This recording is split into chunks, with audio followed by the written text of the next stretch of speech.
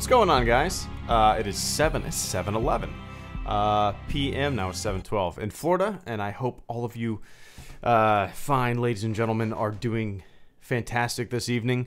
It is time for the August. It is time for the August supporter Q&A. Yeah. So if you haven't been around for a long time, sorry, I was reading something, so my mind is a little scatterbrained. If you haven't been around the channel for a while, I used to do the Q&A scripted and everything like that, but now I do the Q&As live. I've been doing them maybe like this for about 6 months now. So yeah, what's going on, Josh Warrior, Richard Beza, Psychotic, what's up, man? Welcome to the supporter Q&A, fleet members. Oh, there we go. I had to, you know what? I just realized, I thought my microphone was still muted, but it's not. Josh Warrior, here's my question. Can I meet you at Star Wars Celebration 2019? And also, I'm posting my Star Wars videos again, which you said you liked before. Absolutely, man. Keep it up. The thing about Star Wars Celebration 2019 is that I'm not too sure if I'm actually going. That is around the same time as my daughter's first birthday. We might be moving around that time, actually. We might, you know what I mean? Got some other stuff planned. A bachelor party is kind of planned around that time as well. So I'm not too sure if I'm going to be going to Star Wars Celebration 2019, to tell you the truth. That being said, if I do end up going, 100% I will tweet out or post a picture on Instagram my absolute location if I end up going to Star Wars Celebration. But yeah, Josh, keep posting them videos. So if you guys didn't know, these Q&As come from fleet members, which are supporters via YouTube in the chat and whatnot. Also come from Patreon. So people support the channel on a monthly basis on Patreon. They post their questions. I have I think over 150 people that support the channel there on Patreon. It's kind of incredible. It's kind of incredible. Yeah, even just like $1, you know, it's just such a huge help, justifying me putting time into HelloGreedo. You know what I mean? I do other stuff too, but HelloGreedo is by far my favorite thing. Richard, hey, my question is, do you think the longer we're a member badge, we can get different? Yes, Richard. Actually, that just became available on my channel within the past week. I haven't activated it yet. It's called channel memberships now instead of sponsorships, right? And now it's a site-wide, it's a channel-wide thing. It's not just for live stream. So now I have access to those doodads, those bells and whistles that I didn't have before. So yes, all of that is in the pipeline. I'm absolutely going to be doing those different badges and stuff like that for the longer fleet members. I'll have to think of what I should do. There's a lot of I like the idea of using the imperial insignias indicating rank, which might be, that's probably the way I should go. But a part of me just wants to make my own icons, But yeah, that's Richard 100%. There's that, as well as perks that I haven't really looked into it, kind of the things that they've changed recently. Not recently, but recently from my channel. But yeah, I appreciate the question, Richard. I still have the channel membership tab open on my screen. I meant to do that today, but my daughter was super fussy. She's going through a little growth spurt.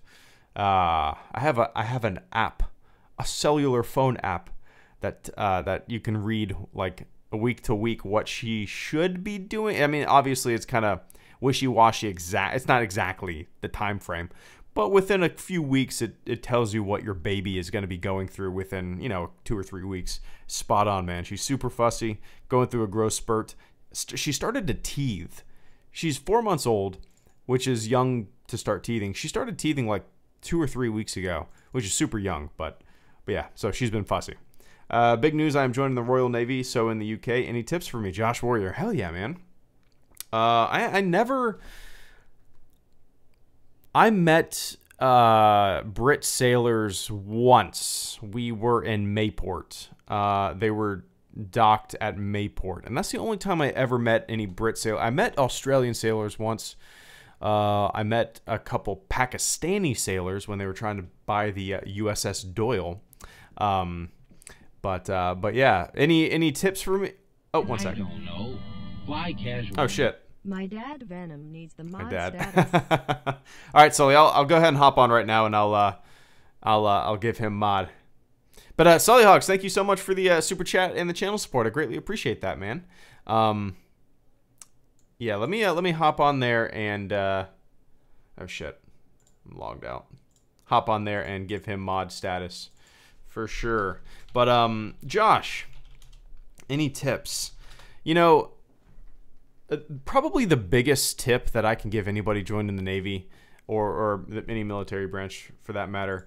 Oh, one sec. Let me find Venom on this list. Venom. There we go. Why can I not get you there, Venom? Nice. There you go. Bingo bongo. Yeah, Josh, if you're joining the Navy, I would absolutely, it can be kind of a mind fuck. It really can. You're just upended in your life, and you're put in a completely new and different situation than you've ever been. I don't know how the UK's your Navy's boot camp would be, the Royal Navy's boot camp would be, but I would go. Probably the best advice I can give is just go and realize that this is where you are. Don't dwell on where you could be. Don't be Luke. What did Yoda tell Luke? Always his mind on the horizon, never where he was or what he was doing, something like that. That it's very easy, like in boot camp and when you're out to sea and stuff, and whatnot, to kind of get a little, I guess, homesick. It's without a doubt the right word, but I don't know, man. Biggest advice is just try to get in the mindset that life is going to be different for 4 years, or I don't know what your enlistment requirements are over there, but yeah, just like take a deep breath and ride. Just go with the flow. That's the biggest thing. Just go with the flow. It'll take you to a lot of weird ass places. You'll do a lot of fun stuff. A lot of stuff you will absolutely hate doing. But just go with the flow, man, and enjoy it. It's going to be one of the most, out of all the times of my life, like my Navy time is one of the times that I kind of wish I could go back to. I just don't think I'll ever have that. I just don't think I'll ever have that camaraderie again in my entire life. It's just such, waking up to a different sunrise every morning, on the ocean off the coast of South America. I don't know. I really do miss it. I really do miss it. Miss the guys too. But yeah, let me pull up these questions. This month's questions from Patreon. So yeah, when I do these Q&As, I'll have questions from Patreon. I have about 18, I believe, this time around. And I also monitor the chat, so we can chit chat here. I am not used to not having music. Do you guys mind if I turn on a little bit of music? That would, I think that would help me. I'm a little scatterbrained right now. Yes, Josh. Yep. 4 years. Yep. From 2007 to 2011, which it blows me away every time I think about that. That it's been that long. That I enlisted 11 years ago. It doesn't make sense to me. It's crazy. Absolutely crazy. Okay, guys, I got some music playing. Let me know if it's a little too loud. These songs are all coming from a guy who makes music called Ulas, U-L-A-S. Look him up. Fantastic stuff. And also a guy named Allison, and he makes kind of synthwave stuff. So I appreciate them letting me use their tunes. The first question comes from J450N. I guess that's supposed to be Jason, right? 96. Hey, HG, my favorite TV show, Doctor Who, was off air between 1989 and 2005. I didn't know that. In that time, there was a lot of continuity things going on, mainly books, comics, and eventually audio dramas with original cast members. This is never going to happen now because Disney. But should Star Wars have a long hiatus again, what would be your preferred medium for getting original stories set in the universe in a situation like that? Did you get any of this stuff in the similar gap between OT and PT? As always, I appreciate your work. Glad you could strike the balance as a new dad so well. And I look forward to seeing what great discussion pieces and work you come up with next. Well, I appreciate that, Jason. Do I think there should be a hiatus? Yes. For my brain and for my heart. There needs to be a little breathing room. That's kind of what has always been fun about Star Wars. Yeah, going to see the movies is fun. Playing the games is fun. Watching the TV shows is fun. Acting shit out and swinging a stick like a lightsaber. Super fun. But in a way, that anticipation, the build-up, the waiting game is equally as fun, if not more exciting. Because you play the speculative game in your brain, right? You hunt down news. You're wondering, what is it going to be? What is it going to be? So yes, for that, Jason, I think there should be, they should take breaks. They shouldn't turn it into Marvel, right? Where everything is just, it seems like there's 5 Marvel movies every single year, and I can't keep up with them, and the last one I've seen is Civil War.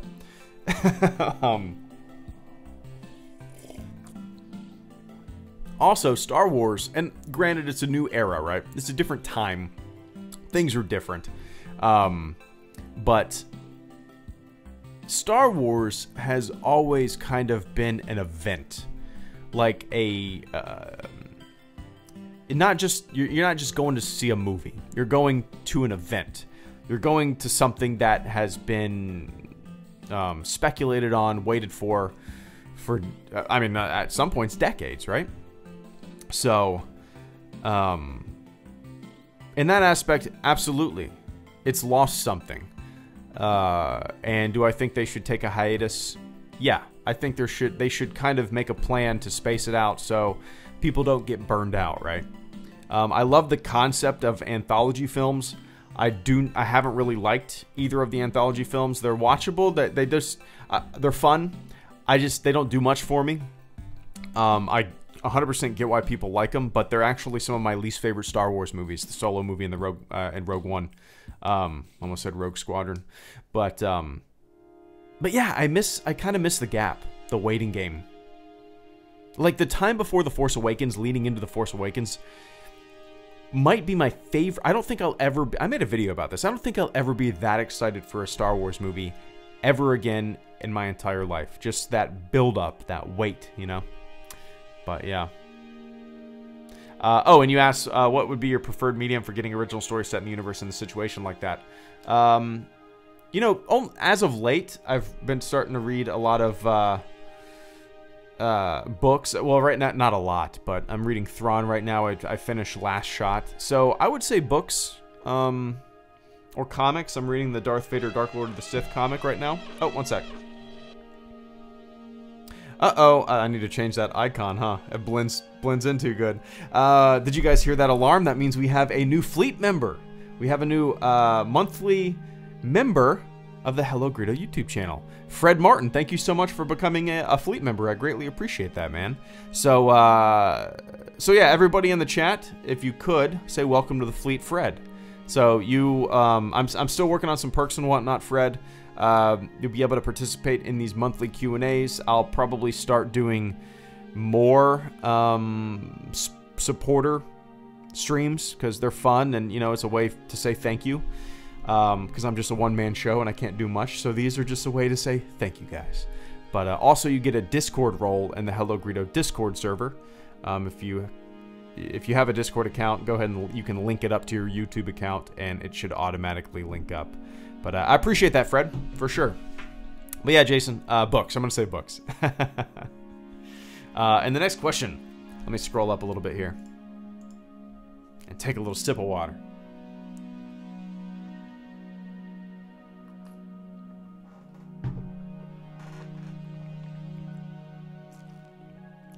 All right. That probably sounded gross, right? Somebody swishing water in their mouth on a microphone. The next question comes from my man Psychotic. Hey Greedo, glad to see you are doing well with life and your YouTube schedule. Have you seen John Carpenter's The Thing? I was thinking of doing a full analysis video on the movie, but I don't know how to get the footage to put in my video.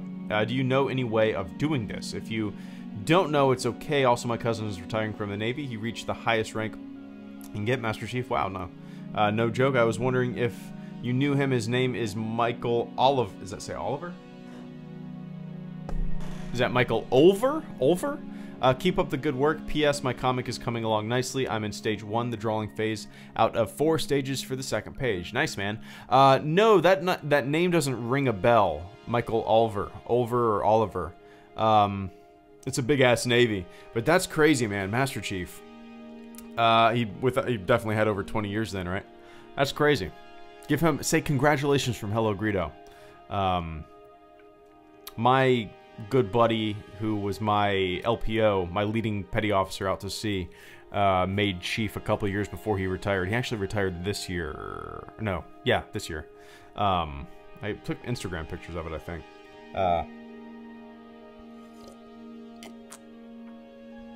But it's an amazing accomplishment. They say, you know, the chief mess is the ultimate fraternity. That's awesome, man. Big congratulations to him. And so you're wondering how you can get footage from The Thing.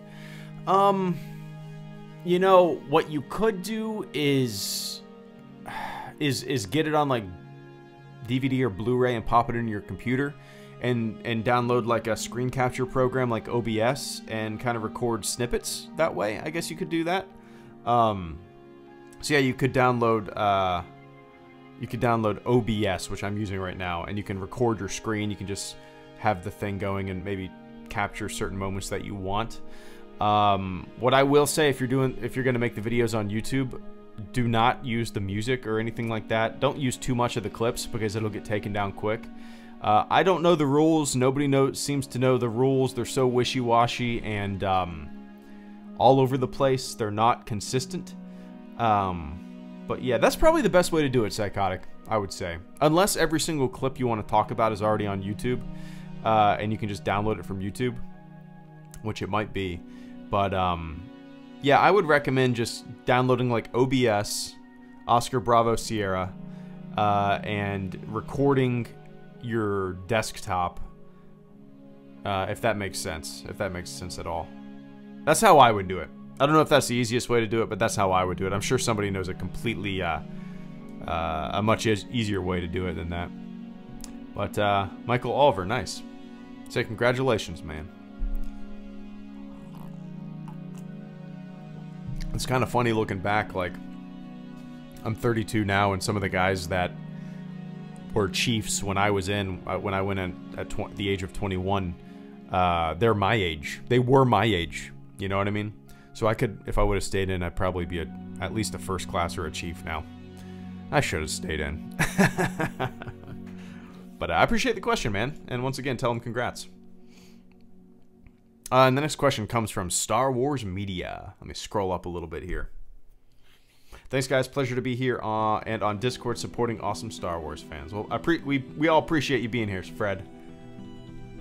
Thank you so much for supporting the channel and joining the community. Star Wars Media says, oh, I see solar sailing there. Hey, Greedo, you may or may not remember talking about solar sailing during one of your previous Lightspeed Lounge streams. I ended up Googling it, and I became fascinated by the concept. Only someone way smarter than me could come up with something like that. Out of curiosity, what do you think is the most interesting, fascinating thing that humans have accomplished with space technology? And where do you think space technology will be by the end of the century?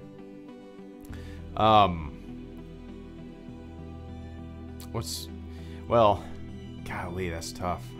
It's all fascinating. Like when I think of the moon landing, that in itself is one of the that's the greatest road trip ever. That's probably the greatest accomplishment mankind has ever done. Ingenuity, putting thousands of people working on a project, years of testing. But then I think about the International Space Station, a cooperative effort between nations, friendship, and it's just that is probably, in terms of ingenuity and just the forefront of space technology, the International Space Station might be the top of the spear right now, just in terms of, like, it's a habitat that's orbiting the Earth at 17,500 miles per hour to stay in orbit. And it's just there, man. Night and day cycle every 90 minutes, I think. And to me, that is one of the biggest accomplishments, that it even became a thing. That it was built piece by piece over years and years and years and years. I think it's incredible. Also, you have the Hubble Space Telescope, which has just unlocked secrets of the universe. We get to see the cosmic microwave background radiation from 13.5 billion years ago. It's incredible. We see galaxies, hundreds of billions of galaxies with the Hubble Space Telescope. So every piece of space technology, whether it be for human exploration, like physically putting a human somewhere, that's awesome. Also, things that are in orbit, like the Hubble Space Telescope. And then you brought up solar sails. So solar sails, basically, the idea of a solar sail is using photons, either from the sun, which would basically photons. Well, I guess you could use the sun, but their idea is having a big laser grid in orbit and shooting high-powered lasers and photons at a saltine cracker-sized spacecraft with a big solar sail on it, like a big photon-catching sail. You could accelerate this craft to 25% of the speed of light. And at that speed, I don't know how long it might. I think it would take 100 years to get to Proxima Centauri. I think Proxima Centauri is 4 light years away from Earth, and I think the solar sail, if they've, I think the calculations, I remember them correctly, but it would take about 100 years for the 25% solar sail of 25% light speed solar sail to reach Proxima Centauri, and then that little saltine cracker-sized spacecraft could take photos and beam them back at the speed of light back to Earth. It would only take 4 years, and then we would have our first images of another solar system, another star system. That'd be incredible, incredible. What's up, Palp? But Star Wars Media, yeah. Where do you think space technology will be by the end of the century? I don't know. I've talked to my dad about this, and he, he's almost 70. He lived through the space race. He's always been fascinated by it. That's his #1 thing is science. He loves it. And I think he's always been a little bummed out that we didn't keep pushing the boundaries like we should have, So, you know, the funding got gutted. We didn't have any competition anymore. We were scared of the Soviets. We competed with the Soviets. We didn't have any competition anymore, so we kind of, you know, got a little lackadaisical, but with our funding. But so I'm not as optimistic as I might have been in the past at a younger age, you know. I think it's not priority one for most people of Earth. But, you know, space technology gives us real-world, everyday technology. It's when you invest in space, you invest in ingenuity that human beings on a daily basis can use. That's just the history of space exploration, you know. So I don't know where we'll be, man. I hope we're... I hope we at least have a little something on Mars there, a little habitat, you know. The next question comes from Troy Williams. What has been the best part of being a dad so far?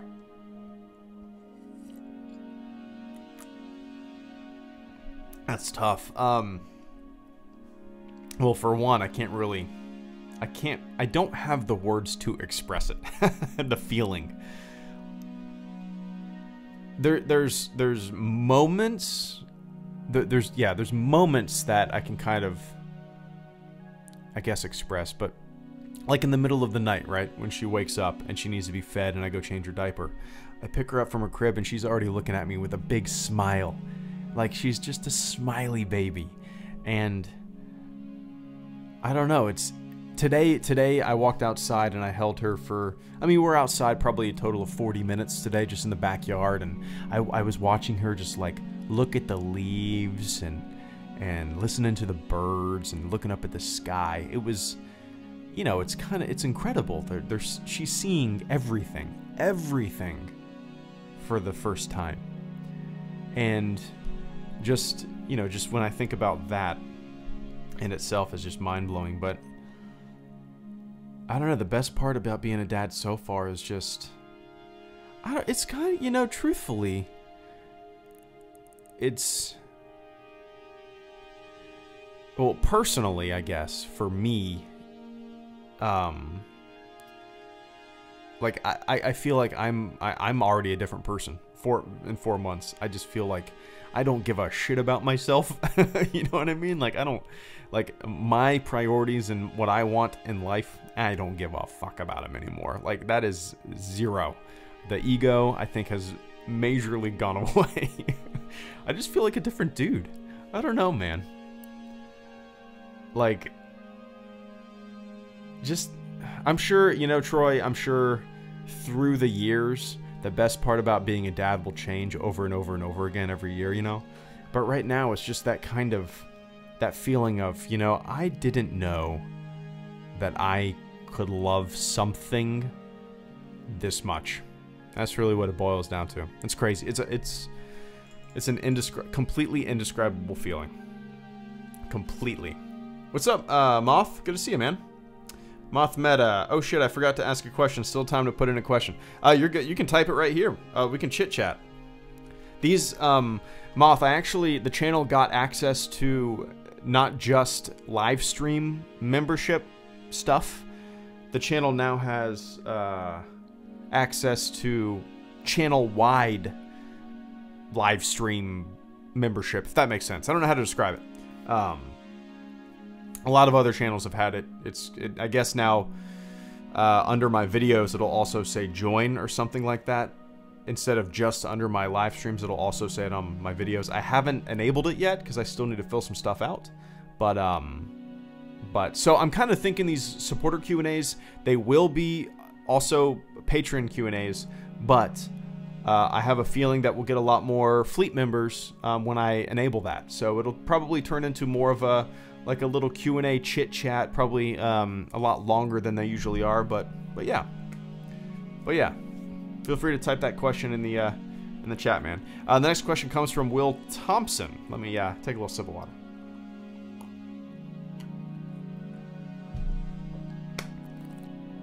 Oh man. Have you guys read the latest news? Oh, this isn't Will Thompson. Sorry, I I saw Fred Martin. Have you guys read the latest news about a rogue planet that moves on its own? It's our Death Star. Fred, there's been a lot of those things reported over the years. I'm not too sure which one is that a modern, a more recent finding. I know there's thousands of small bodies like Pluto out there that have enormous orbits. I don't know. I have to look into it. Will Thompson asks, how much would you recommend joining the U.S. Navy? I've been considering it for a while and want to get an opinion from someone who was actually a part of it. Thanks. Well, Will, first of all, oh, one sec. Did you guys hear that Death Star alarm? Welcome to the fleet, Jason96. Thank you so much for joining the fleet, man. Good to see you. I read your question maybe 30 minutes ago or so, but I really appreciate that, man.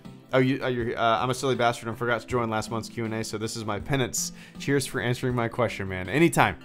Good to see you. And welcome to the fleet. So, yeah, Jason, I wish there was a way to merge Patreon and YouTube so everybody in Patreon could have access to these supporter Q&As, you know? That would be ideal. Unfortunately, they're two completely separate systems. But yeah, Jason, thank you so much. And welcome to the fleet. Will asked about joining the Navy, recommending all that kind of stuff. First of all, Will, I don't, you know. Oh, one sec. Fly casual. Hi everyone. Just came over from the Philip Franco show. What have I missed? Nice, Hugo. Good to see you, man. Thank you so much for the super chat and the channel support. I greatly appreciate that. Hi everyone. Just came back from the Philip DeFranco show. What have I missed? A couple questions. Let's see. We had some questions about space exploration, video editing, a little bit of if somebody, Jason wanted to know if I thought there should be a little hiatus between Star Wars projects and whatnot. And Troy asked what the best part about being a dad was.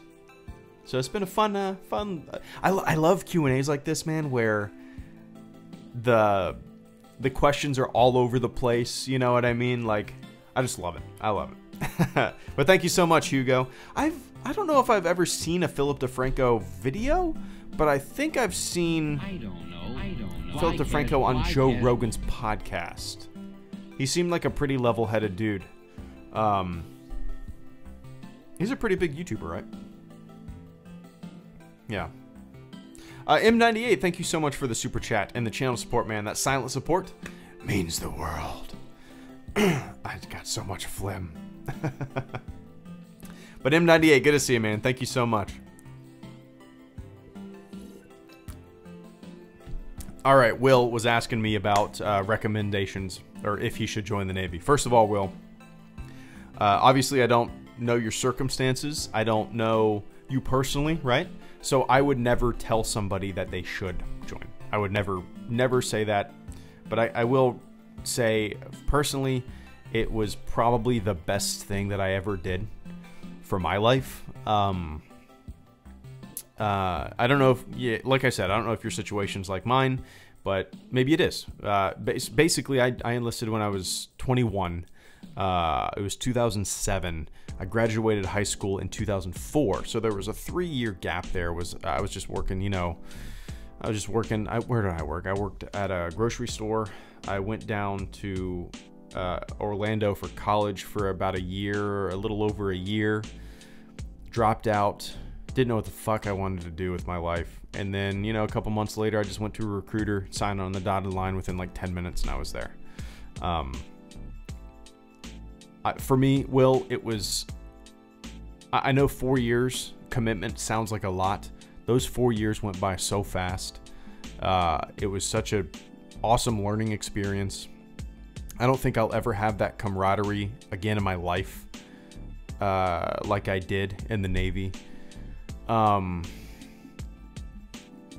you know, the Navy is once you're out of boot camp, the Navy is a lot like every single job, basically when you're not on deployment. But I mean, you'll go to your squadron, or I was an Airedale, so you go to your squadron I was there from, I think it was 6 in the morning to 3 p.m. That was my normal workday schedule.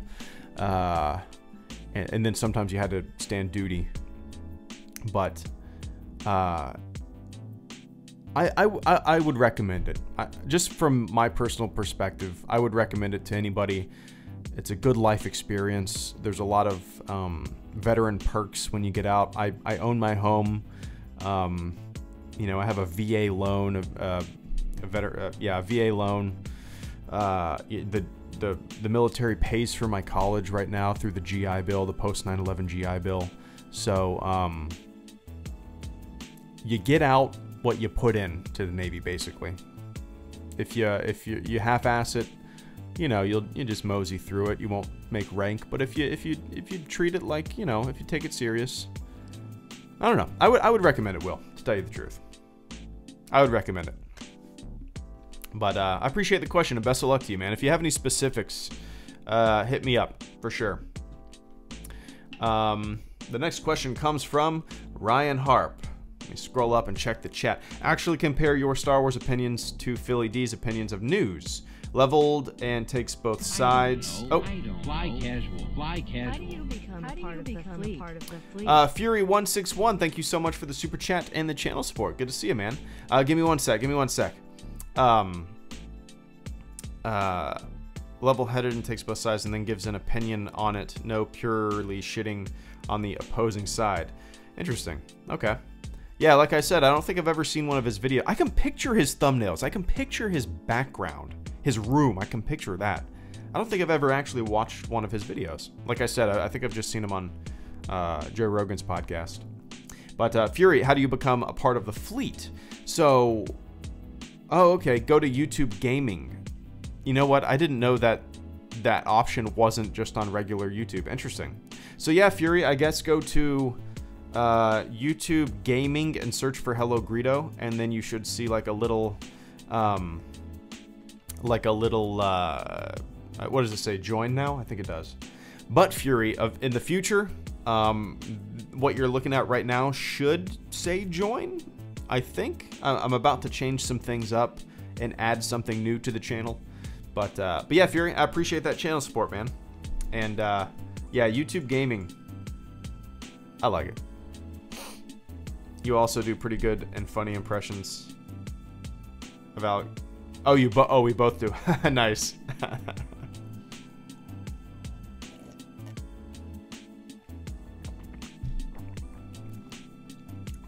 Boo. All right. Next question comes from Mr. Ryan Harp. Hey Greedo, hope all is well. Since Disney's acquisition of most of Fox's assets is pretty much a done deal, since shareholders from both parties approved the $70 billion plus offer, do you think we'll see another Star Wars complete saga Blu-ray set in the near future? Also, although the trailer for Godzilla, King of Monsters, has been out for a couple weeks, there's already a ton of clickbaity videos on what to expect, as well as missed Easter eggs, just throwing it out there. Well, for one, I actually didn't know they were making another Godzilla. I could have guessed, right? What goes around comes around. We're gonna have Godzilla movies until we're all dead, just like Star Wars. Do I think there's gonna be another Star Wars complete saga Blu-ray set in the near future? Yes. I think that's gonna happen after Episode 9, though. I think they're going to package the ultimate Star Wars saga Blu-ray edition box set. There is no doubt in my mind that is what's coming down it'll probably be 2020, right? Because Episode 9 comes out December 2019. So, yeah, 100%. I think there is going to be a complete saga Blu-ray set in the near future, which near future 2020. Yeah. There's no way, Ryan, that they're going to pump out, they're going to make 3 Star Wars movies, 7, 8, and 9, have the entire 9-film saga sitting there on the shelf and not package it up and try to sell it for $80 is my guess. I'm guessing $100. I hope it's in 4K. I hope it's in 4K. But, you said the Godzilla King of Monsters has been out for a couple weeks. There's already a ton of clickbaity videos on what to expect, as well as missed Easter eggs, just throwing it out there. Yeah, there's a side to YouTube that I don't get. I don't know how to explain it. I get why people make it. Look, that those kind of videos make money for people. I understand it financially and monetarily. I get it. I don't get why people watch them. For me, I don't get anything out of them. There's no creativity behind it. There's no opinions of anything. It's basically a slideshow. You know, I don't know. It's weird. I watched a really good TED Talk today. Oh, let me find it. TED Talk. Kids YouTube. Let me see. There's a really good... Yeah, there we go. All you have to do is Google TED Talk. It's called, well, James Bridle, The Nightmare Videos of Children's YouTube. TED Talk Children's YouTube. Just Google that and you'll see it. It was a fascinating breakdown of, like, the algorithms that people just kind of... Basically, I don't know how to put it. I don't know how to explain it. Yeah, just Google TED Talk Children YouTube. It's a really good TED Talk, but yeah. The next question comes from Grant Dakaret.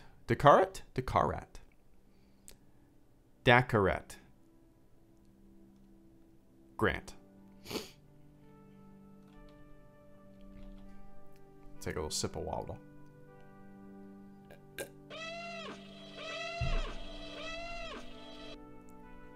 Uh-oh, did you hear that Death Star alarm? We have a brand new fleet member. Fury161, you found the button, man. Thank you so much for joining the fleet. I greatly appreciate that. If everybody in the chat could do me a favor and say, welcome to the fleet, Fury161. So Fury, I don't know if you know this, but you get a special role in the HelloGreedo Discord server, a little VIP thing going on there. And you get to join us on the monthly Q&A, which I might be doing supporter Q&As more often, maybe twice a month, because I think there's going to be more supporters coming in since this system is kind of changing. Becoming a fleet member, you had to watch a live stream to join the fleet. Now, across my channel, it will be possible for people to join the fleet that even don't watch live streams, but just want to support the channel. You know what I mean? But but Fury, thank you so much for the support, man. Welcome to the fleet. I need to make those supporter badges, like different supporter badges and stuff like that. I might, you know what? I'm gonna do that tonight. I'm gonna get on that tonight. That's what I'm gonna do tonight for sure. That's what I'm gonna do tonight. I was gonna finish this comic book video. I already wrote the script and recorded the audio, but what else do I have to do? Oh, I have a Star Wars science video I want to finish, but I can probably finish that tomorrow. We'll see. The next question comes from Grant. Hey Greedo, I live in Japan. You should visit here sometime. Anyways, I'm here to ask, are you excited for Star Wars Land opening in Disneyland, or do you not care? Also, in a hypothetical situation, the next Star Wars movie doesn't meet expectations at the box office, what could Disney do different to get people into Star Wars again? I don't think it's dead, however, I have noticed that many people are becoming disinterested in it, so I just want some ideas or thoughts on that. Thanks. Oh, one sec. Let me take a little sipple. My coffee in my giant Jabba the Hutt mug is getting cold. I need to drink it. If you guys didn't see the picture on Twitter that I posted, my Jabba the Hutt mug, I asked for it for Christmas. My wife got it for me for Christmas, and I thought it was like just the regular coffee-sized coffee mug. I thought it was just a regular coffee mug, but nope. It's one second. Have you heard of Ivan Ortega? Greedo. Hey Hugo, thank you so much for the super chat and the channel support. Give me one sec, man. But yeah, this Jabba mug actually fits about 7 to 8 cups of coffee. When I unpackaged it, when I unwrapped it on Christmas, I started laughing because it's technically, I guess, a coffee mug, but it's like the size of one of those beer boots. It's ridiculous. All right. Grant, I'm gonna do the super chat first. Hugo, have you heard of Ivan Ortega? Greedo. No. Let's see. Ivan. If I have, let me see. Ivan Ortega. Ortega? I've heard it pronounced different. Oh, it's a YouTube channel. Wait, it's also an IMDb. Wait, what? Ivan Ortega is known for his work on Orchestra for a Gentleman, Lincevo, and Born Again Virgin. Editorial department. He's an editor. Oh, he's a director too. No, nuh-uh. I'm assuming that I'm looking at the right guy. More popular than Jesus. Radio reporter, voice actor. I don't know. Fly casual. I'm assuming that casual. Oh. No, but I've never heard of him. Hold on. Let me see. Let me check out this YouTube channel. I'm curious if I have the right guy or not. The Last Jedi Fix. Oh no, this is a completely different guy. Okay.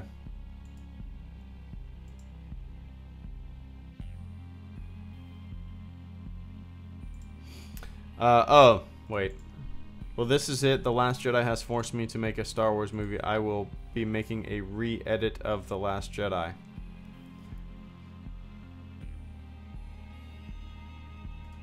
Oh, it's a guy who's fixing...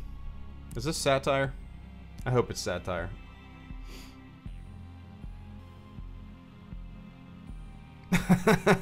Alright. No, I've never heard of him. I was looking at the IMDb for this other guy and not the YouTube channel. No, Hugo, I have not. And Psychotic, you know what, Greedo? If you need any help designing stuff or need any help with your channel, let me know. I will bust my ass to help you out in any way. Well, I appreciate that, man. But I usually like to do things. How do I put this? I usually like to. I kind of have anxiety when other people like make stuff for me. Does that make sense? When it comes to the channel and designing stuff or even t-shirts or anything, I'm kind of like a little OCD. I'm a little anal when it comes to that stuff. I'm a little I kind of, you know, I get a little bit of anxiety, you know what I mean? But I appreciate that, Psychotic. I'll keep that in mind if I ever need any help with anything. But yeah, generally it's true, this is a one-man show, and I kind of, that's actually some of my favorite things that I do on the channel, Psychotic, is designing stuff. Whether it be shirts or like the Lightspeed Lounge overlay or even simple thumbnails. Photoshop is where I've been using Photoshop since I was like 11 or 12. Probably younger than that, actually. And that's just kind of like my bread and butter, what I love to do, you know? But yeah, I appreciate the channel support, Psychotic, and it's good to see you. But yeah, I'll let you know. I'm sure something maybe in the future will come up. But yeah, I'll keep that in mind for sure, man. And Grant asked about if I was excited for Star Wars Land opening up. I'm not that excited. I'm sure I'll be more excited when my daughter's older and she's at the age where she can go to these theme parks and stuff like that. As of right now, I've always loved going to Disney World. Me and my wife went to Disney World like 4 months before she gave birth, and it was fun. But you know, I end up getting cynical, and I just go, there's too many goddamn people here. And the thing is, we went to like the Harry Potter world at Islands of Adventure, or is it at Universal Studios? I don't know. We went to it when it kind of first opened, and it was so crowded, so crowded. It is so frustrating. And I'm sure Star Wars Land will be the same way. So I'm not in any rush. It'll probably take me 5 years to get there. So yeah, maybe longer than that even. I'm not in any rush whatsoever. So nah, at the moment I don't really care. I'm not that excited, you know. If I was able to like go and experience it without a crowd, that would be the ideal situation. But yeah, you said if the next Star Wars movie doesn't meet expectations at the box office, what could Disney do different to get people in Star Wars again? I don't think it's dead. Whoever disinterested in it. Yeah, it's kind of funny. All the people in my life, they're still super interested in it. I'm not even talking about internet people. I'm not talking about people I've met through the channel and stuff like that. I'm talking about, you know, my family and friends. So I haven't really seen the disinterested part personally. You know, on the internet, obviously, it's a very loud group that's very disinterested in it. Actually, they're very interested in it, right? They're there to tell you. They're there to tell you that they're not interested in it, but they seem very interested in it for different reasons. Oh. I don't know. Fly casual. That is his IMDb page, I think. He's an editor. Oh. You might watch his Last Jedi re-edited upon release. He plans to do more re-edits movies in the future. Oh, okay. Open mouth smile. Hugo, thank you so much for the super chat and the channel support. I greatly appreciate that, man. That is his IMDb page. I think he's an editor. Thought you might watch his Last Jedi re-edit upon release. He plans to do more re-edits of movies in the future. Nice. Just a quick glance of his YouTube channel.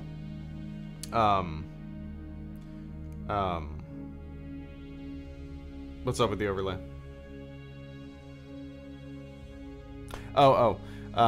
Just a quick glance at his YouTube channel. Well, first of all, the first thing that I thought when I came out of the theater after watching The Last Jedi, I even said this in my first review, was that, man, I want to see a fan edit of that movie, because there was a lot of fat to trim, right? I thought. But a first glance at Ivan's YouTube channel are things that I didn't really have a problem with, like the Luke Skywalker lightsaber toss. People thought that was a comedic bit, but when I was in the theater, I didn't think that was a comedic bit at all. I don't remember anybody laughing. It was kind of a moment of, I don't want this thing. This thing is, you know, it brings me pain. It's from my past that I'm trying to escape. But no, I'm obviously, I love fan edits. I own some on Blu-ray.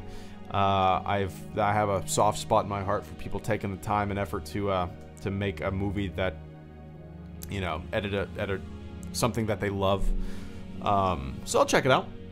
It's kind of funny, like, that's the first time I've heard of anybody editing. I'm sure it's been done already, but it's the first time I've had it brought to my attention somebody re-editing The Last Jedi. So yeah, like I said, my initial review, that's the first thing that I thought when I came out of the movie theater. There was a lot of fat to trim on that thing. But I appreciate you bringing that to my attention, Hugo. I'll have to check it out. And Grant, I don't know if it's people, you know, you say people are seeming to be disinterested. I think it's just new for Star Wars that we're getting a movie every year, right? These anthology films, I really think have kind of...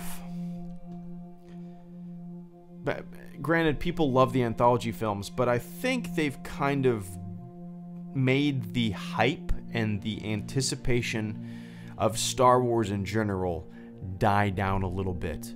Because, you know, we're getting movies left and right, a new movie every, you know, a new movie every year, boom, boom, boom, Han Solo, Rogue One. Oh, one second. Stephen W. Fathery, thank you so much for the super chat and the channel support, man. I greatly appreciate that. Give me one sec. But yeah, Grant, I think it's just kind of new territory, and I think it's kind of... I think it's only natural for something that lives on hype and lives on anticipation to have a steady decline with every iteration of every film. I mean, I made a video about this in the past, showing the box office per Star Wars movie. The Phantom Menace had a huge one, and then Attack of the Clones and Revenge of the Sith, I think that's what it showed, I can't remember, but it was a significant drop-off. So I think that's just kind of a natural thing, you know, that people are blowing way out of proportion. I don't know. But Stephen W. Fathery, thank you so much for the super chat and the channel support. Any advice on learning Photoshop or design skills?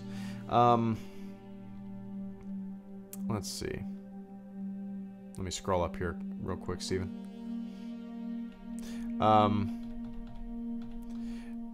Man. I've been using it. I've been using Photoshop and that stuff for so long. What would be my go-to? I don't know. Oh, one sec. Fly casual. Right, I think I'll get so I can celebrate my father's Nice. birthday tomorrow. Good night, Greedo. Take it easy, Mouth Hugo. smile, Thank you. Mouth smile. Thank you so much for tuning in, man, and supporting the channel. I really appreciate that. Get some sleep. Tell your dad, say, happy birthday, father. Happy birthday, father. Good night, man. Oh, my water almost went down the wrong pipe. Yikes. Take it easy, Jason. Thank you so much for joining the fleet, man. And tuning in for the live stream. The rest of the live stream will be archived if you want to listen to it later on like a podcast, but I appreciate you tuning in. And Steven, golly, I would, you know, it depends on what you want to use Photoshop for. Is it if it's photo editing, that's relatively easy to learn. The biggest thing, even me, I've been using this shit for over, golly, I guess over 20 years. I've been using Photoshop. That's hard to believe. That's hard to believe. I still go to YouTube and I look up shit that I want to do. Any advice learning Photoshop or design? Man, I don't even know where to start. I bet somebody, I would be very surprised if this wasn't the case, but I bet somebody, Steven, has done a Photoshop tutorial series on YouTube. And that is probably the #1 thing that you should probably watch. Maybe pull it up on your laptop, work on it on your desktop, you know what I mean? So you have a different screen, or maybe your desktop and your phone, and just kind of move with the instructor, I guess it would be. It can get super confusing. A lot of the times I move so fast, I know all the keyboard hotkeys, so I'm just bang, bang, banging it out. Man. I'm trying to think the best way to learn it.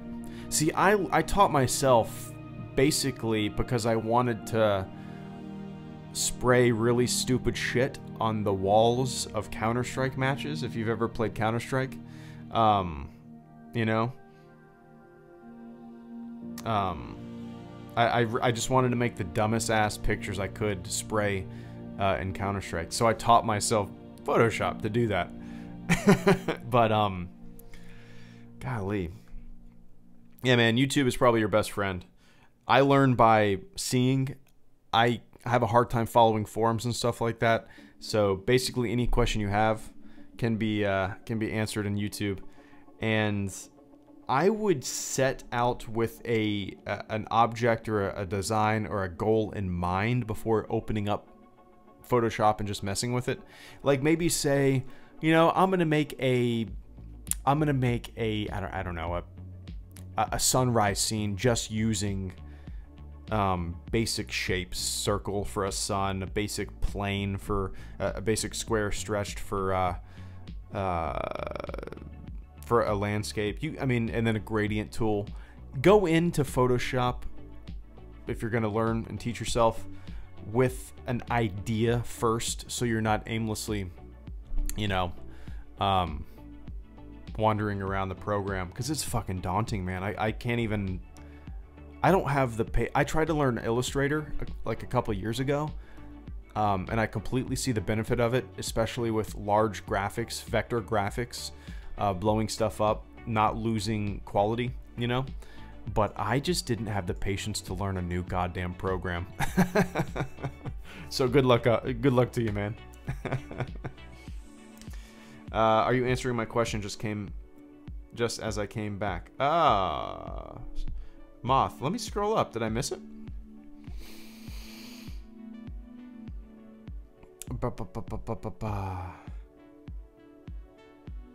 Oh no, I missed it. Sorry. Moth Meta said, I recently started live streaming an awesome game called Emily is Away. Check it out. I've created an overlay, but you have so many cool things on yours. How did you add all that info? Oh, I guess it is kind of similar, huh? So, Moth, you're talking about the specific, like, information? Like, where is this pulling from? the latest fleet member showing Fury 161. Where is that pulling from? And all that kind of stuff. So if you download Stream Labels, it's a part of Stream Labs. I'm trying to figure this out. If you have OBS, right? You have OBS. So right click in your sources, like go to your scene that you want to add something to, right click and add a source, and then you go to text GDI. You click that. Then once you have Stream Labels installed, and make sure your Streamlabs account is linked to your YouTube account, everything there's a whole, let me read this off. I'll show you. Let me read this off. So I'm looking at the folder right now for Stream Labels. You can have, the options are 30-day donation amount, a total ticker. I mean, there are, how many files are in this thing? Oh, I can't see, but there's probably 50 files in here. A weekly top donator, session top YouTube chatters. I mean, it's a text program that you ping from your OBS source, and it'll automatically populate it for you. I would just Google Stream. Oh man, let me. I don't know. Let me see. I'm sure there's somebody has a YouTube. Stream Labels text. No. Top donator. Let's see.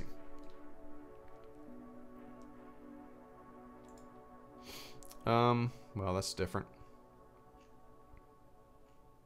Actually, there's a lot of tutorials.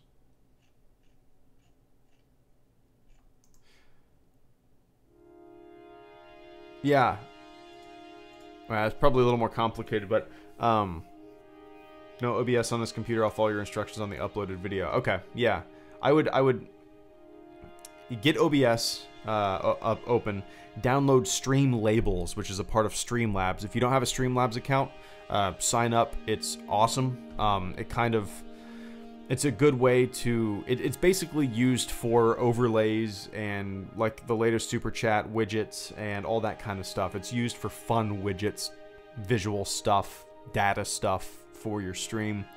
And Stream Labels is a downloadable program for Streamlabs, and it'll give you a bunch of text files that pulls data from your YouTube account, and then you add that text file to your OBS overlay, and that, it sounds super complicated, but it's not. If you have any issues, just hit me up on Twitter. I'll try to walk you through it as best as I can. But yeah, next question comes from Emilio Martinez. Hello, HelloGreedo. Let me take a little sip of water and then coffee.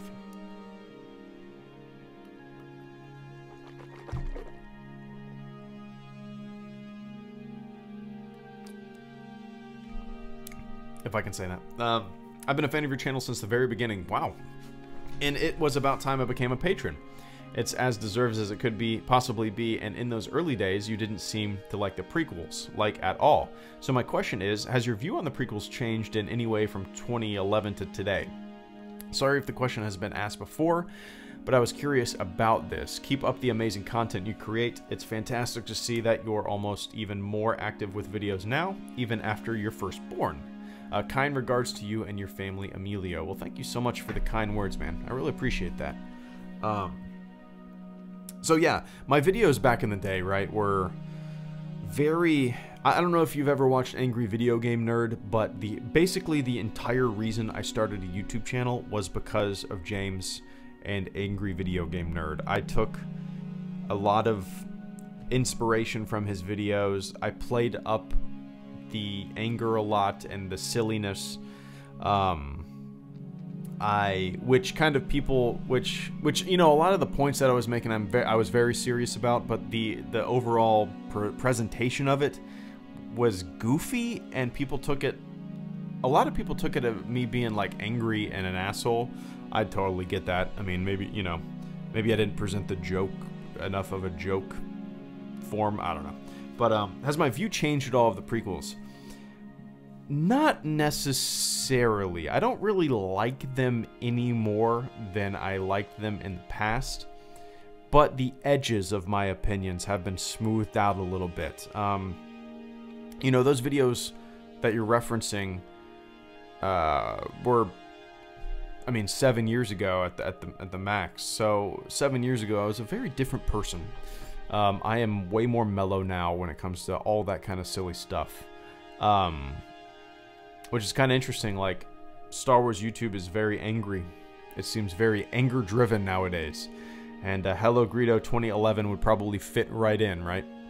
But, so no, I do have I appreciate the prequels more than I used to, I'll say that, because I've kind of grown to appreciate creative visions, even if I didn't like the, hold on, give me one sec.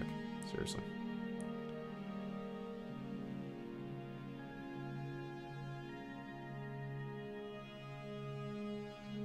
Give me one sec. Give me one sec. I'm gonna have to mute myself. Test. Oh. Test. You can still hear me, huh? That's weird. I turned off the button.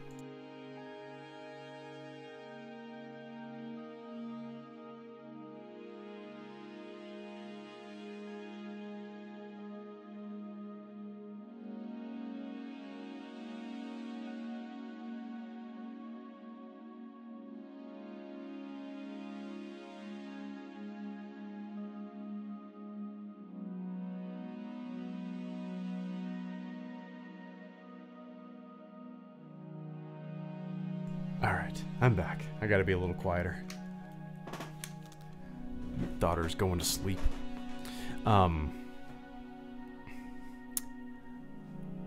Yeah, so I'm different. I'm a different dude, right? But yeah, like I said, I appreciate the creative vision of people, even if I don't really, even if that vision doesn't really hit me the way previous installments did, you know? The OT, to me, will never be, probably will never be beaten, to tell you the truth, which, you know, it might be a little silly to say, because who knows what's coming in the future, you know?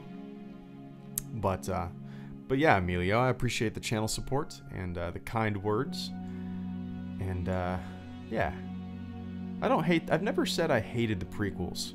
You know, sometimes I'll go on YouTube and I'll just, you know, have my morning coffee and I'll search Star Wars and I'll watch some smaller YouTube channels of Star Wars YouTubers and I'm like, cool, man, keep it up. And then I'll scroll down the comment section and occasionally I'll see somebody like saying, well, HelloGreedo hates the prequels. Hey, I've never said I hated the prequels. Those words have never came out of my mouth. That gets misattributed to me quite a bit. But yeah, anytime, Moth. Yeah, let me know if you have any issues. It's really easy, really easy.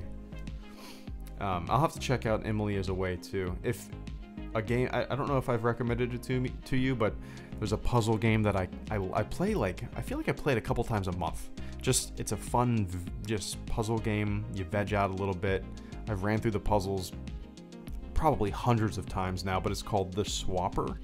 One of the most beautiful sci-fi weird settings. Reminds me of Alien in a way. But yeah, check out The Swapper. That would be a fun one to stream for sure. The next question comes from Orson Krennic. What's an interest of yours that you've never mentioned on your channel? Orson Krennic, there you go. No space, hiking, movies, dadding, beer, etc. Cheers. Orson, that's a really interesting question. What's something that I've never mentioned?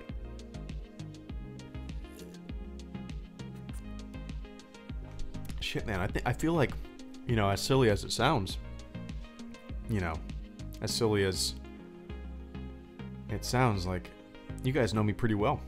As, you know, I wear this helmet, but I feel like you guys know me.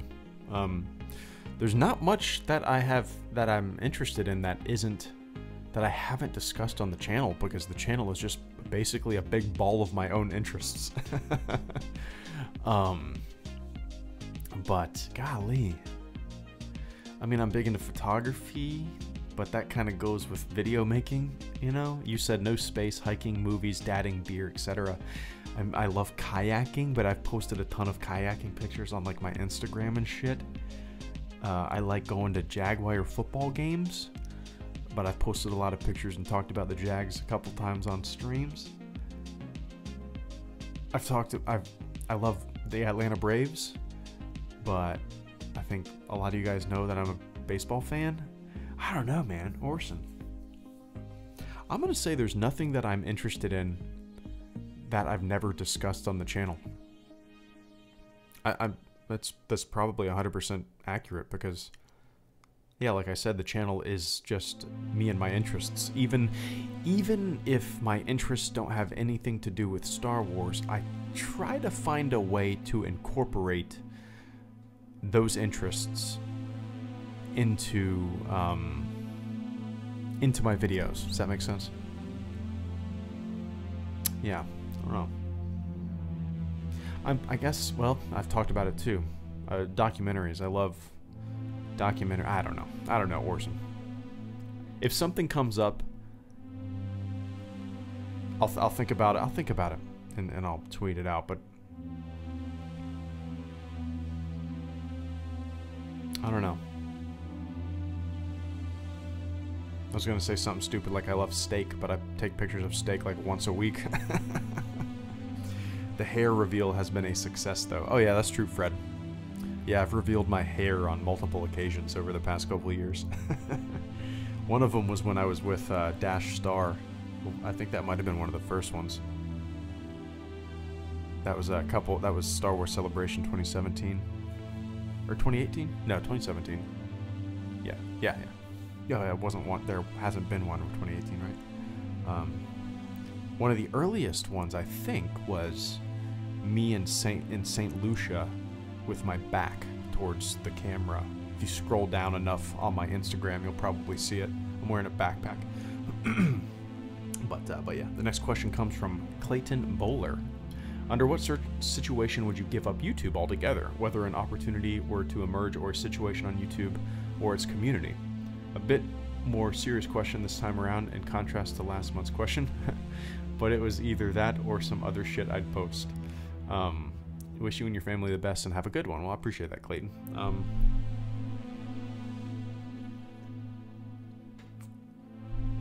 Truthfully, I don't think I will ever quit this. That's not to say that, like, if a big, right now I'm not searching for any employment, because I'm, you know, it's kind of funny, like, well, I do freelance photography and I do the YouTube channel, but my friend has a baby and they pay for daycare and it's $400 a week. $1,600 a month. That's fucking crazy. So yeah, I'm a stay-at-home dad with two self-employment jobs. I'm busy as fuck, but it's fun. I wouldn't change it for the world. But yeah, Clayton, even if a big opportunity came up, if like in the future, I got a really solid job with making a lot of money and a lot of benefits and stuff like that, the channel, I wouldn't stop doing the channel. Sure, it might be a little more infrequent. I was working for a company maybe 4 years ago, and when I was working for them, my videos were very infrequent. I was uploading maybe once a week for like a year, if that, really. But yeah, Clayton, to tell you the truth, I don't envision a time where I ever stop making silly, stupid videos or streaming. I have so much fun. Streaming, which is something that, you know, I didn't initially, when I started the channel, I didn't think I would enjoy doing. I never thought of myself as somebody who could just fucking talk. You know, I thought I was gonna be like a little mush mouth, somebody that couldn't, who couldn't keep, how do I put this? Who could, look, I'm doing it right now. Who couldn't think of what to say, right? But turns out I've kind of learned to do it, and it's one of my favorite things to do on the channel now is just stream, because it's fun interaction, and I play games or we listen to music. I love it. So yeah, Clayton, long story short, I don't think the channel will ever go away. Even in the future, if I have if I hit the Powerball and have $500 million, I think I will still upload at least once a month or a couple times a week, or you know what I mean? Like, if I'm 60 years old and YouTube is still a thing, I'll probably occasionally still post videos. But, uh-oh. You hear that sound? We have a new fleet member. I'm sorry I'm being a little quiet. My daughter just got put to bed in the room behind me, so I apologize for whisper talking. But Lion Blaze, thank you so much for becoming the latest fleet member. I greatly appreciate that, man. Welcome to the fleet. If everybody in the stream right now, all the fleet members currently on, could type welcome to the fleet, Lion Blaze, I would greatly appreciate that. So Lion Blaze, you get a Discord role in the HelloGreedo Discord server. So be sure to link up your YouTube account with your Discord account if you have one. Get that special role. And also I do these Q&As once a month. And I might be doing them more often, because I might be getting more fleet members soon, because YouTube gave me access. Yeah, I don't know. Yeah, basically things are changing a little bit in the YouTube world, but for me at least. But I appreciate that line. I truly do. Welcome to the fleet. Maybe I should record. That's what I'll do. Well, I like the Death Star alarm. I was gonna say maybe I'll record like myself in a Vader voice saying welcome to the fleet, and that would be the audio. Yeah.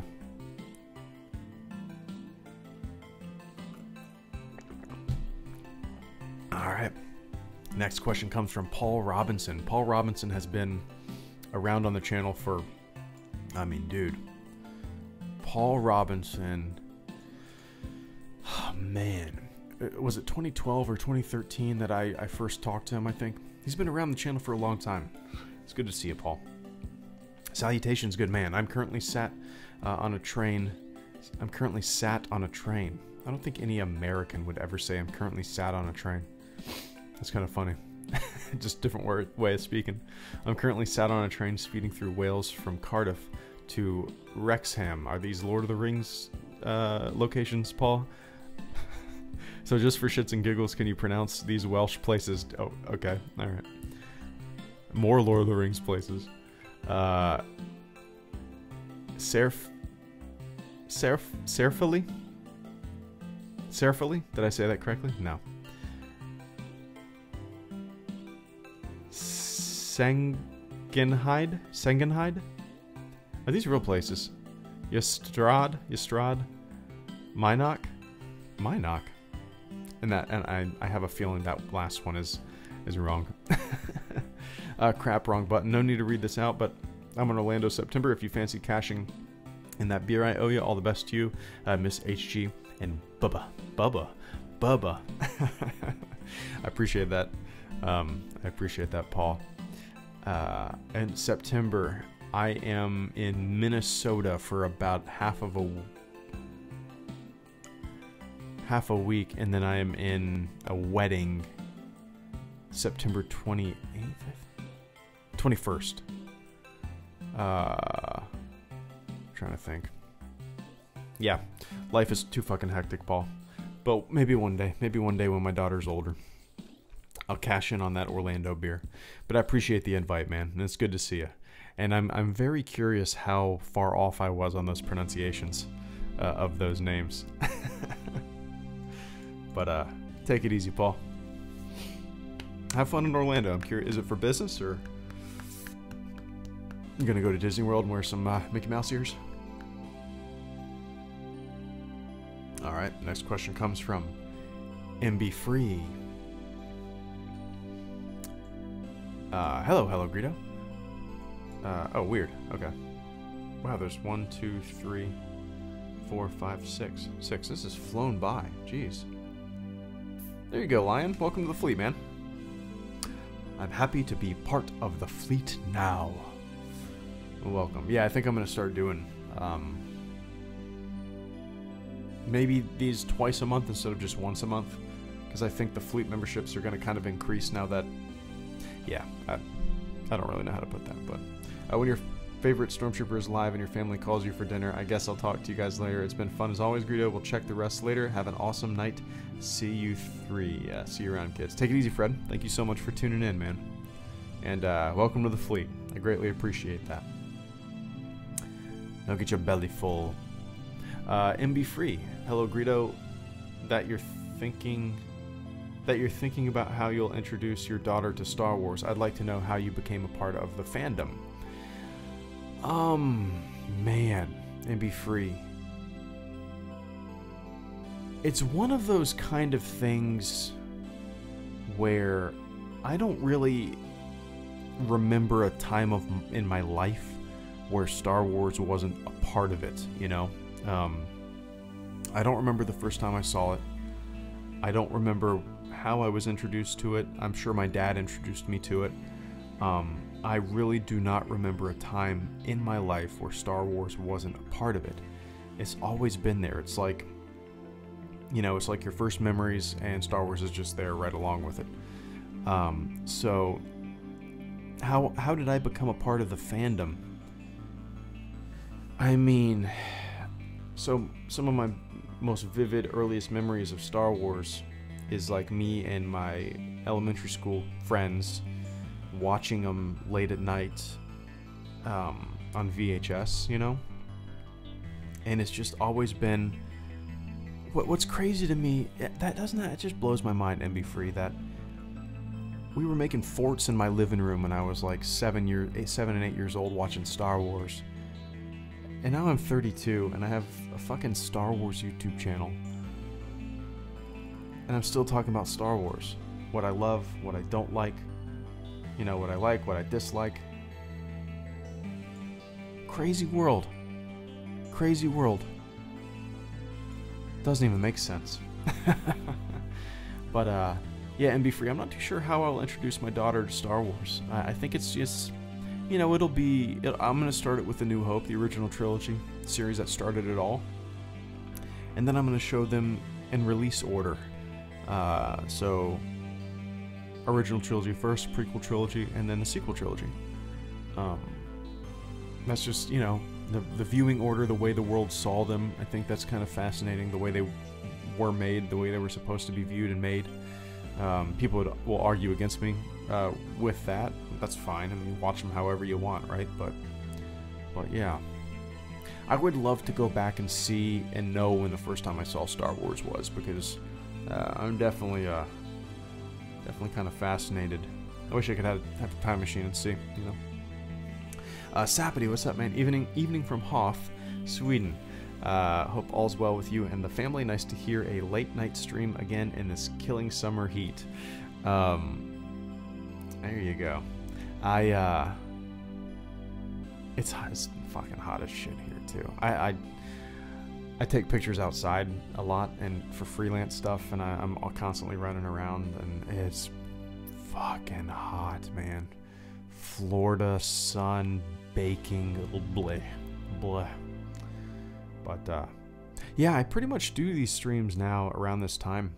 It's really the only time I have to stream nowadays, is when my wife is rocking my daughter to sleep and when my daughter goes to bed, you know.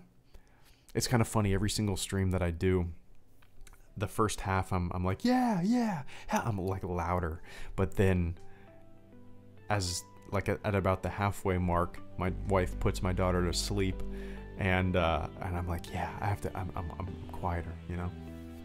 But good to see you, man. Lion Blaze, do you play Star Wars CCG? Is that the card? Okay. Wait, let me look that up, man.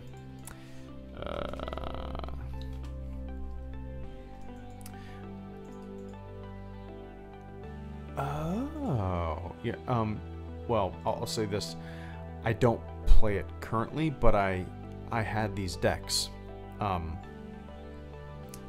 Yeah, I did. What was your... Do you play? No, I don't play them currently.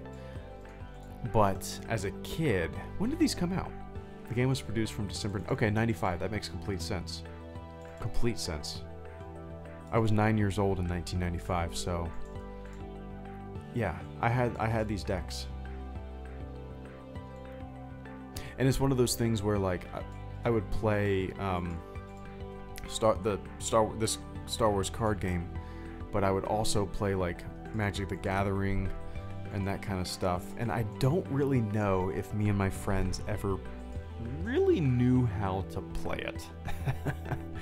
I kind of feel like we were just looking at cards and saying, yeah, Darth Vader would beat I don't know, Darth Vader would beat Luke Skywalker, you know what I mean? Just like, who would win in a fight? That kind of thing. But, you know what? I'm wondering where my box set of this is. Maybe it's probably at my parents' house boxed away. I'll have to look in their attic next time I'm down that way. But, next question comes from John Wayne. Scroll up a little bit, pull it up on the other monitor. There we go.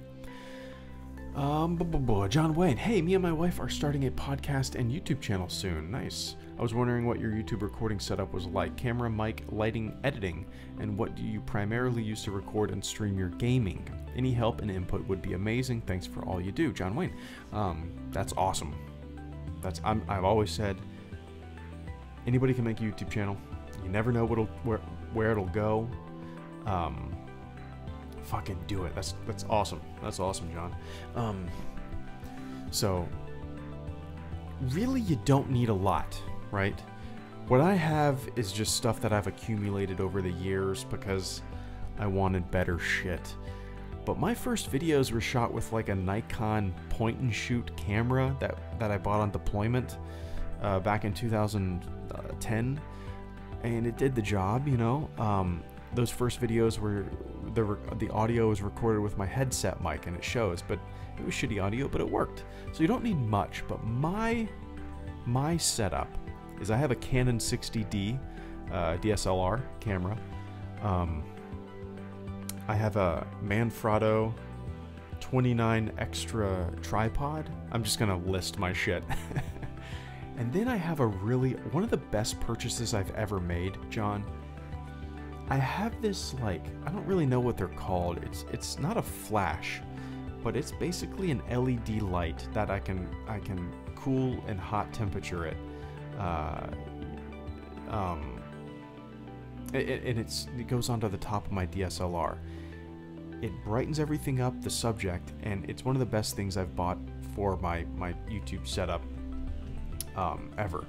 So as for lighting, I used to use 3 soft boxes, and I would put them up. I had them in my garage with a giant green screen.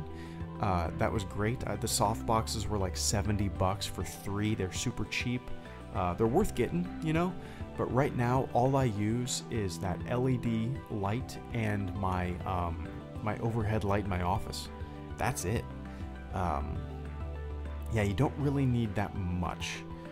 I do wish my office was a little brighter. I might change out the overhead light in the future, because sometimes when I'm trying to chroma key the green screen out of my video, there's a lot of what's just kind of, it doesn't really know how to get rid of the green because there's a lot of shadows, if that makes sense. So yeah. What do I primarily use to record and stream your gaming? There's a program called OBS. That's Oscar Bravo Sierra, OBS, and that is what I use to stream. It's a program that looks super daunting at first, but once you get the hang of it, it is easy as can be. You can either stream your desktop or stream individual scenes. You can create image overlays. But yeah, once you download OBS, see, I didn't even know about OBS until like I started streaming like 8 months ago. Because Battlefront Updates, Elliot told me about it and he kind of walked me through how to stream. But yeah, download OBS, John. that will just open up your world. You can Google some OBS tutorials if you have any issues, but yeah, man, that is the way to go. So what else can I think of? So I have a Rode, I think it's called an NT, what is it? Let me look. It's a Rode. See, like I said, this is overkill. Nobody needs an NT1. I think it's an NT1 Rode microphone. Let me see.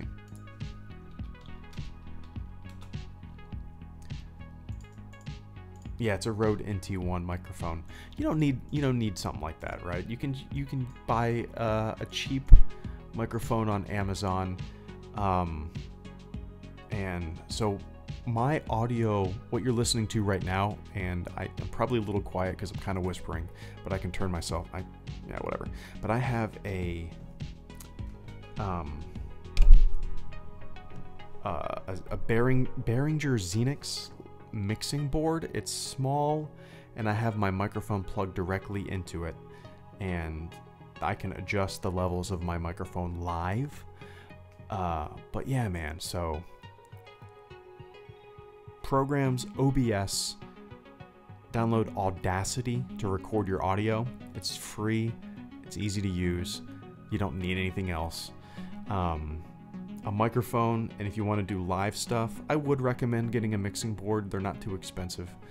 And then to tell you the truth, man, if you don't have a DSLR, use your phone. Use your phone to record footage. I mean, I have a Google Pixel 2. It shoots 4K video. The darks and the lights are a little wonky sometimes. It's not as good as my DSLR, obviously, but it fucking does the job, you know? So yeah, I'd recommend doing that. Long story short, John, if you have any questions, tweet them to me. I'll be happy to answer them. But good luck to both of you. And the next question comes from Admiral Crust. Let me take a sip of water, Admiral, real quick.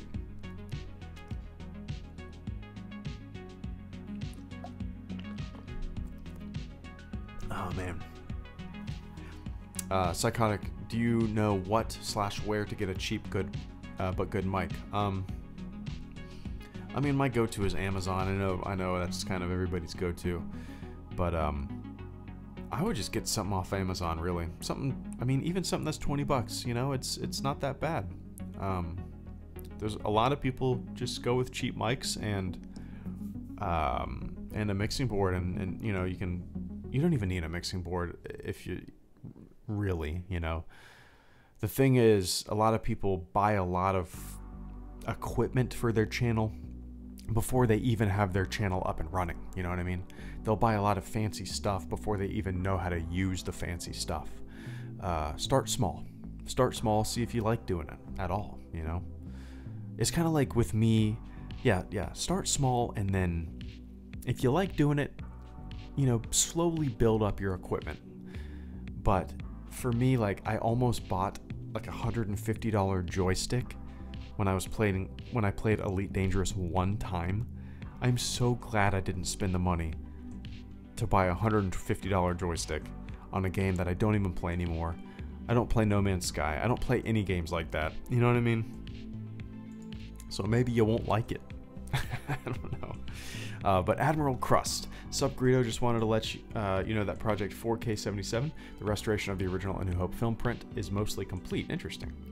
They made a cool article about it on their website, which was an interesting read. Their work looks so stunning. Those same guys are going to do another project called 4K83 to restore Return of the Jedi next. They said they'll skip... Sorry, guys. Empire Strikes Back because someone else is already working on restoring that movie. Overall, it's just incredibly inspiring that with passion and dedication, Star Wars fans are able to pull off something like this. We've never been this close to getting the OG unaltered trilogy in such a good quality. I don't know what your schedule is, but it would be cool if you could make a video on this. Keep up the good work on the channel, and best wishes to you and your family. P.S. Is Jabba still not confirmed to be a caterpillar that turns into a big-ass butterfly? I forgot about that. For a while, Admiral, I had, on my whiteboard, I had Jabba comic written down. Oh no, it was on a piece of paper. I had Jabba comic written down. And for months I've been looking at it like, what the fuck? I don't remember. What the fuck? And now you reminded me. Fake Jabba comic turning into a caterpillar. Oh, he is a caterpillar that turns into a big ass butterfly. That would be funny. To do a fake Jabba the Hutt comic book review, like I'm doing my Dark Lord of the Sith comics reviews. But yeah, Admiral, I'm gonna pull that up right now. That's a cool idea for a little Star Wars news video. I'm gonna pull up the website right now. The Star Wars Trilogy Project 4K77. What's the update? Let's see. I know I looked at this a while ago. Let's see if there's any. Let's the latest news. So that's not it. Recent. The latest news article that I see is from 2016. So maybe they're just getting closer and closer. Okay. So yeah, what I'll do is I'll read up on kind of the latest happenings with 4K77, and if you know, I might wait until it's actually available. I don't know what the legalities of that is. But yeah, Admiral, I appreciate you bringing that to my attention again. I'll probably end up making a video about it. Why not, right? Lion Blaze, sadly I don't have time to stay for the rest of the stream. I love your video so much, and I'm so glad that I finally joined the fleet. Lion Blaze, well, I appreciate it, man. So I don't know if you're familiar with kind of how often I stream. I try to stream 3 to 4 times a week. I streamed yesterday. I'm streaming tonight for a supporter Q&A, and I probably won't be able to stream again until Thursday. That's kind of iffy. So 3 to 4 times a week, yeah. But yeah, Lion, I appreciate it, man. I truly do. Have a good night. And the next question comes from TK Alexander. Oh, we're nearing the end. Let me just scroll up to the bottom here, because I gotta piss. I gotta piss so bad. That's what I get for drinking. I don't know, how big is this? A 32-ounce Tervis? No, it's a 24-ounce Tervis of water is gone, and my 8 cups of coffee in the Jabba the Hutt mug. I've drank about 6 cups. My back teeth are floating. TK Alexander asks, hey, HelloGreedo. I hope you and your family are doing fantastic. My question is, what are your thoughts on current political figures' views of the Star Wars franchise and what they think... thoughts on current political figures' views on the Star Wars franchise and what they think should be done to make it better. Thanks, and may the Force be with you. Wait, let me read this again. What are your thoughts on current political figures' views on the Star Wars franchise? Political figures, like talking head, like news folks, or actual like politicians? Better. I'm not too sure I understand the question, but I think, well, I'll interpret it the way I think, but basically politics in Star Wars, you can't make a movie or a piece of art without influence from the real world, right? Real world scenarios, real world politics. I mean, look at the prequel trilogy, chock full of real world politics. People were complaining back then. Sometimes I'll pull up old articles from 1999 or 2002 and 2005, specifically even about the political leanings and messaging of the prequel films, and I see articles written where people are bitching about that. That's nothing new, right? Politics in Star Wars, politics in art, politics in movies is nothing new. It's kind of funny that people are acting like it is.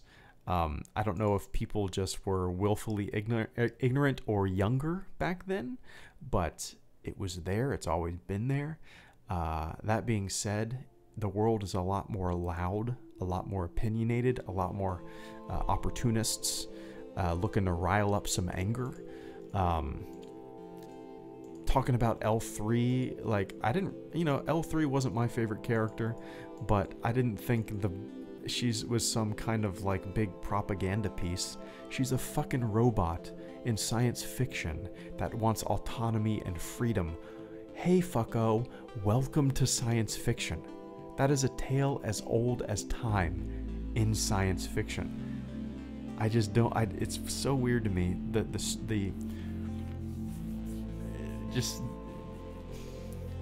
I don't know. People reach so hard to make things fit their narrative, take things so far out of context, and mold either quotes or interpret scenes or characters in a way that fits their narrative and their interpretation.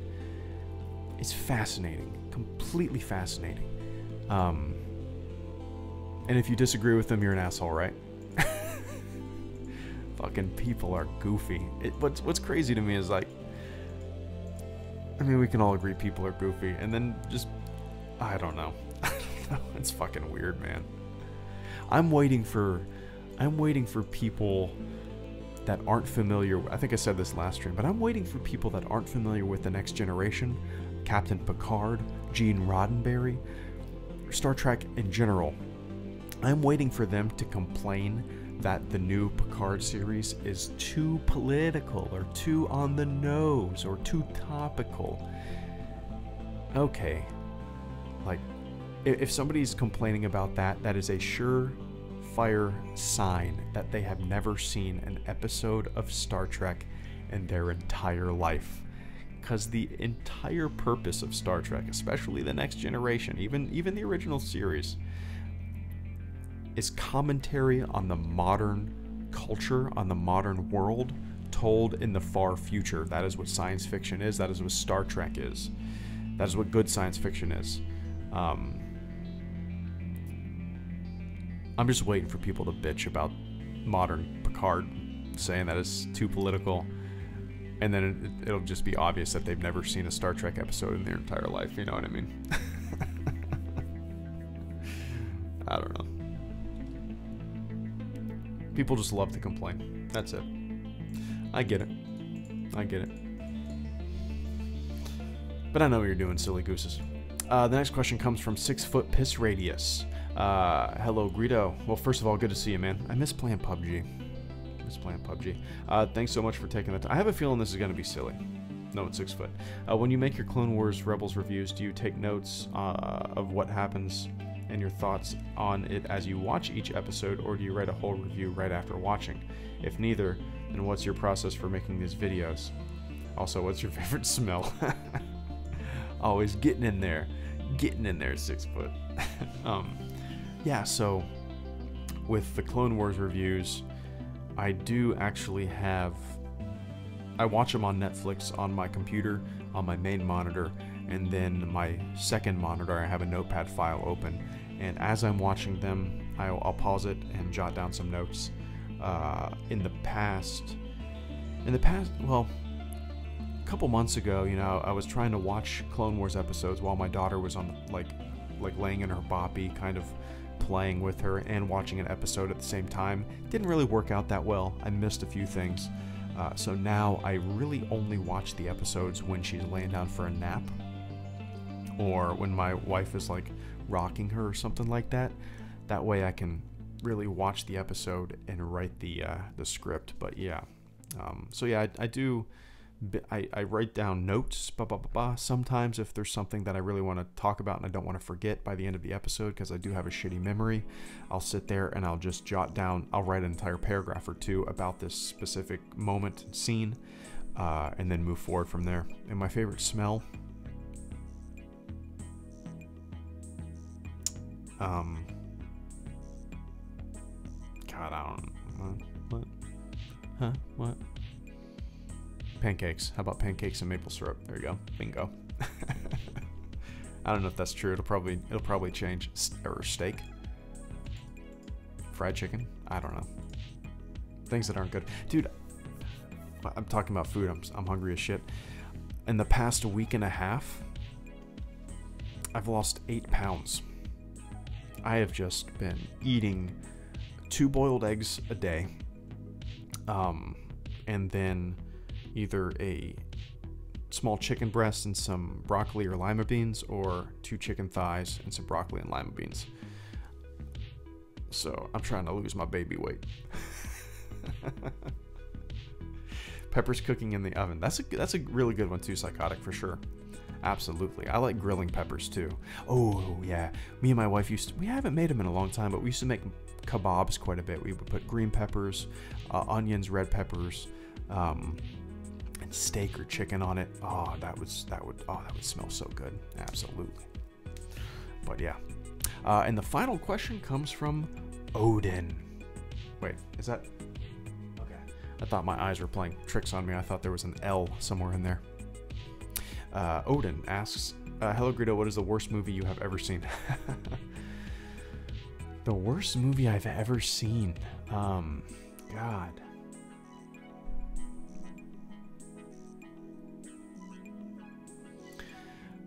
Man, that's tough, man. That's tough. You know, I don't. One of my, I don't really know how to answer the worst movie that I've ever seen. I can say like some of my most hated movies. Odin, I'll spin it that way if that's cool. I fucking hate Independence Day Resurgence. Hate it. Hate it, hate it, hate it. I don't know why I walked into the movie theater thinking it was gonna be good. That's the one time I had absolute nostalgia goggles on for, you know, my 9-year-old, 10-year-old self back in the day, loving Independence Day, still loving Independence Day.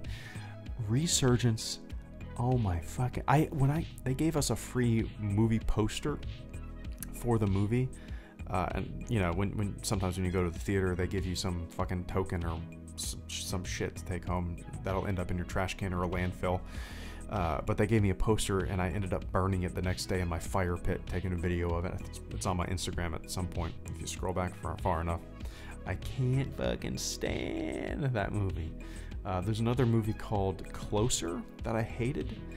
The whole movie was just about, it was just like one of those kind of movies that makes you feel like a piece of shit. Like you're watching shitty human beings on screen, and you're just like gross. It was about like couples fighting and cheating, and just gross. I fucking hated that movie. But the worst movie I've ever seen, I really don't know. I really don't know. That's too tough, man. The thing is, I'm sure I've seen a lot of shitty movies that I don't like, but I tend to not watch movies that I kind of know I'm not gonna like, if that makes sense. Me and my wife almost walked out of, like, it was either the third or I think it was the second Transformers. Because I liked the first one. It was the first movie that I saw out of boot camp. It has a special place in my heart. It's a fun movie. It's a fun, silly movie. The second one was dog shit compared to it. I liked Transformers. It wasn't as bad as people say. Come on, it's fun. But the second one was ass. But yeah, Odin, I appreciate the question. I apologize for not being able to fully answer it probably the way you wanted, but it's hard for me to think of the worst movie I've ever seen, because I tend to block out stuff that I don't really like. There's not enough hard drive space in my brain to forget things that I didn't, or to remember things that I didn't like, you know. But I appreciate it. But yeah, Birdemic. I don't think I've ever seen that. Is that one of those like Sharknado kind of things, Psychotic? But alright guys, I gots to get going. That was all the questions from Patreon. I enjoyed hanging out with you guys in the live stream chat, so I'm going to be unlocking, I think, channel memberships site-wide instead of just for streams tonight. I'm going to be setting up some perks for fleet members on a monthly basis. Like, I'm not too sure how it works, but I think if you've been like a fleet member for 3 months, you'll have a different icon for your support. 6 months will have a different icon, and so on. There's neat little stuff like that has been added to my channel that I'm gonna have to look into and unlock. But I always enjoy that kind of shit, you know. Yeah. But all right, guys, I appreciate all the support. I feel like I'm kind of getting back on track. You know, it's taken me about 3.5, 4 months to get back on track since my daughter was born, but I got a good schedule down. I'm making videos, having fun again with the channel, you know. I'm back in the groove. But, all right, Lion Blaze, thank you so much for becoming a fleet member. Hugo, thank you so much for the super chats and the channel support. Stephen W. Fathery, thank you so much for the super chat. And good luck in Photoshop and design skills. You know, honestly, Stephen, if you're still here, chances are you're not. You'll probably never hear this. But it would be worth looking into your like local community college and taking a course for a couple $100 on graphic design, introduction to graphic design and stuff like that. You know, it really would be worth it. Just to get some basics. That being said, you don't need to, but if you want like a classroom setting where you can have a one-on-one instructor and ask questions and stuff like that, it might be worth it. You know, it might be worth it.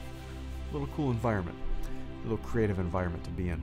Psychotic, thank you so much for the super chat and the channel support, and the fleet membership, man. Continued sponsorship. Fury161, thank you so much for the fleet membership and the super chat as well. M98, thank you for the super chat. And Jason96, thank you so much for becoming a fleet member. And Fred Martin, once again, thank you for becoming a fleet member. Sully Hogs, thank you for the super chat and the channel support. I really appreciate all that. We got a lot of new fleet members today. That's awesome. I really appreciate that, guys. But, all right. That was an hour and 51 minutes and 37 seconds of August's supporter Q&A. This was fun. I always enjoy doing these. But, all right, guys, I got to get going. As always, be nice to one another. Take it easy. Keep kicking ass. I'll catch y'all on the flip side. See ya.